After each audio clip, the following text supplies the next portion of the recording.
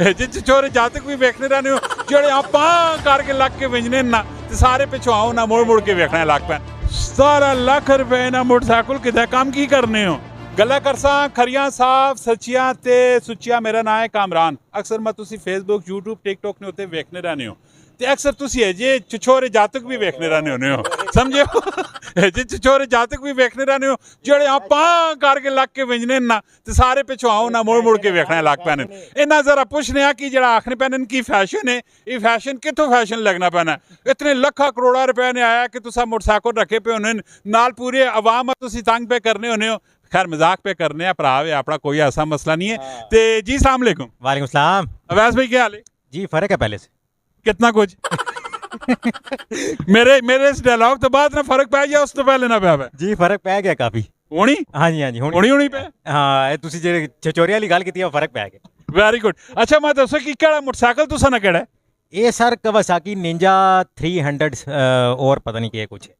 ਇਹ ਕਿੱਥੋਂ ਆਂਦਾ ਕਿੱਥੋਂ ਨੇ सर ये मैं रावलपिंडी तो लै गया ਕਮੇਟੀ ਪਾਈ ਆਈ ਨੇ कमेटी नहीं जी पहले शुरू से बचपन तो शौक है पैसे नहीं होने हूँ अल्लाह ताला पैसे देते मैं कहा चलो शौक पूरा करिए वेरी गुड वैसे है कि कितने सीसी और कितने ना आंदा ने सर ये जेड़ा ना 600 सीसी है तो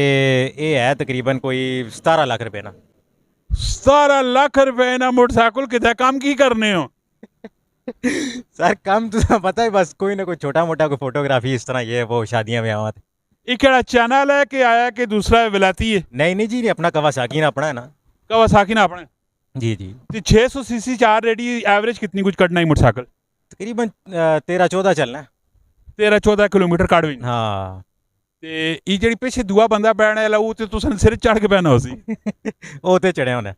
सिरे होते हाँ वो ते चढ़ के ना तो फिर कई बारी उत्ते उड़ भी रहना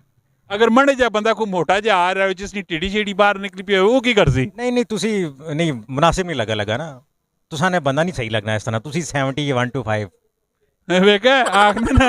तुसा मुनासिब ही नहीं लगसी क्यों असन अंदर बच्चा मर गया कोई वो भी इचरा जिंदा वे कोई गल नहीं अल्लाह सा भी देसी जवाना ने शौक ने तुसी नहीं सही लगन लगे हो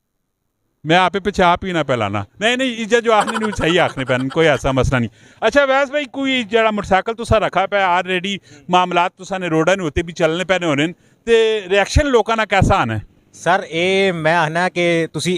एक तरफ V8 ला दो एक तरफ ये हैवी बाइक ला दो लोग उस V8 लैंड क्रूजर छोड़ दे सन इसा तक सन इसा लोग खाल के भी तकने नाल सैल्फियाँ बनाने बहरहाल मैं कोई शो शाह वास्ते नहीं रखा जी अल्लाह ने शुक्र है बस शौक सी मैं दसिया तो वो पूरा कर रहे हैं कोई मैसेज कोई पैगाम देना चाहो सर जेड़ा तुहानू शौक है पर अपने पैसों तो कमाओ जी अब्बा जी तो पैसों तो शौक ना पूरे करो अपने पैसे कमा के शौक पूरा करोगे तो मज़ा आएगा वेरी गुड बड़ा सोहना मैसेज देता है जी अवैस भाई और शौक होने ना हर इंसान का शौक होना है किसी गड्डियाँ ना होना है किसी मोटरसाइकिल ना होना है किसी फिरने टुरने ना होना है किसी जानवर ना होना है तो शौक पूरे करने चाहिए ये दुनिया थी रह बढ़ने वाली चीज़ है अपना खर्चा नहीं होते शौक पूरे करने चाहिए तो माशाल्लाह जी मिलने हैं नेक्स्ट वीडियो अपना बहुत सारा ख्याल रखिए फी अमान अल्लाह पाकिस्तान जिंदाबाद।